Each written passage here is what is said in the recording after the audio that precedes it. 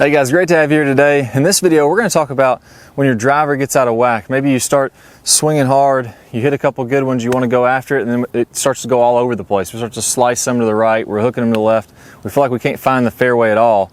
Well, in this video, we're really not going to talk much about technique. We're going to talk a lot about your feel, your rhythm, your timing, and getting the ball in the fairway. And I got a couple really good drills for this. So the first thing, and again, this is just a feel that we're having, I want to feel like the club always stays in front of my body. A lot of times when I see players get really wild off the tee, we're rushing from the top, the club gets stuck way in behind, we're flipping the club, or maybe we really feel like we're trying to hit it hard, we're an over the top player and we're very right side, when we get the club out here in front of us this way, we could be coming at it a variety of different ways. We want to keep the club in front of us and our rhythm nice and smooth so that we can have some control with the driver. So in reality, if I turn to the top, if you look at my body set up, here's my address position.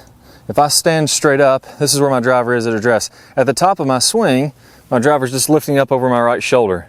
At impact, it's coming back down, and then the follow through, it's lifting over my left shoulder. So the driver really never goes, when we visualize it in our mind, we think about it in relationship to our sternum or our chest, we picture the driver doing a lot of this throughout the swing. But if you look at, as I go to the top, here's my chest, here's my right shoulder, and the driver's over top of that. As I swing through to the finish, I'm going from over my right shoulder. Because I'm turning my body, now my driver is over my left shoulder. And I'm just letting it relax at the end. So feel some practice swings. I want you just to do 5 or 10 practice swings, feeling like we keep this club in front of us. A good way to do this, put the butt end of the club right into your belly button. Rotate back as far as you can go, about to right here, and then feel like you lift the driver up. As you come down to the impact, let your hips clear out of the way, but then I'm going to have that club kind of sticking in my right side, about right there. That's where I'd be at impact, so again, it's still in front of my body. And then as I follow through, I'm going to come on around, and I'm going to let it lift up over my left shoulder. So I'm constantly keeping that club in front of my body. Once we've done 5 or 10 of those, let's go ahead and try to feel like that club stays in front of our body the entire time, just nice and smooth. Again, we're not racing out in front of it, getting the club stuck in behind. We're not trying to come over the top. We're just going ahead and letting that driver go over the right shoulder, over the left shoulder. We're only swinging about, let's say 20 or 30 miles an hour. Be really nice and easy. Work on your rhythm and your timing. Feel like your weight shifts to the right, your weight shifts to the left. And again, we're going to do the rhythm on these. We're going to do about 15 or 20 of those to really get a good feel. Now from there, the next thing I want to add to this is I want you to feel your grip pressure. Keep your hands really nice and light on the grip, and let's see how light we can hold these. So I'm feeling like my hands are barely holding onto the club as I go back. As I come through, I'm trying to keep the grip pressure as light as possible.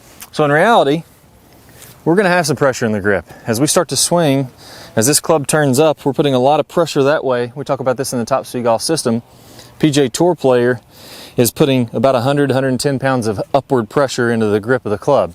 So again, it's not a technique video. We're not saying exactly what's going on. We're talking about the feel to get some control of your game.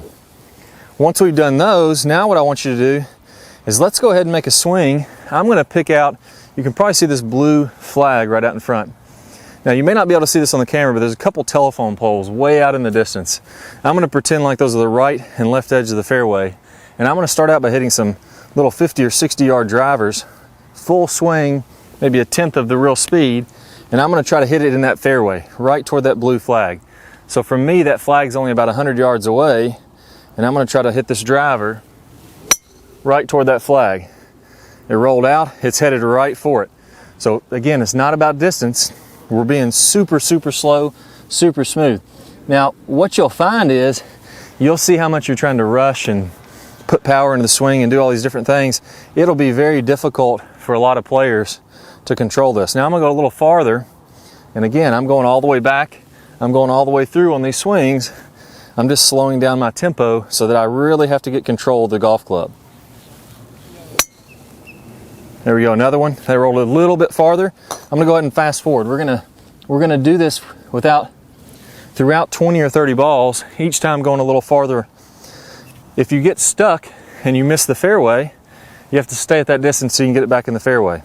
So let's fast forward 5 or 10 balls and kind of show you what this would look like. There we go, that probably flew 150 yards in the air, something like that. In the fairway again, I'm going pretty good. and I'm going to gradually build up that speed. And once you're done with about the 20th or 30th ball, you're going to have a real good feel for your timing, your rhythm. You're going to be hitting the ball pretty daggone straight. There we go, down the right center of the fairway. Build up that rhythm, build up that timing, get that smooth tempo. You guys will be hitting it straighter. All right, guys, I got a great bonus for you. Everybody wants lag in their swing. If we watch the top pros, they're getting tons of distance by creating a big angle of lag and letting that rip. If you want to hit it far too, that's something we need to incorporate in our golf swing. So I got a great preview video that's going to walk through one of the #1 mistakes I see people making with lag. I'm going to play about 30 seconds of that video here in a second. If you want to see that entire video, go ahead and click the link that pops up on your screen if you're on a desktop device. If you're on a mobile device, a phone, a tablet, go ahead and click the iCard and you'll get instant access to that full video. Plus you're going to get 5 bonus videos from our Top Speed Golf system. See you guys in the lag video.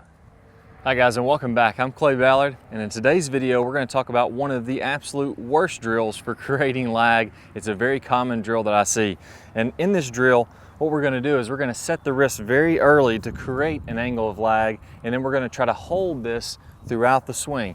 It's one of the worst things that you can do to build lag. I'm going to talk about the science behind why this is the case, and I'm also going to give you a great drill to help you improve your lag, all in this video. Let's go ahead and get started. If I do it this way versus holding that position, exact same thing happens when we're building lag in the golf swing. So what we want to do is throughout the swing, I want to have a very low and wide takeaway. So I'm not going to set my wrist early at all.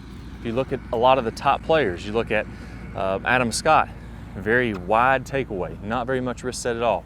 You look at Rory McIlroy, you look at Tiger Woods.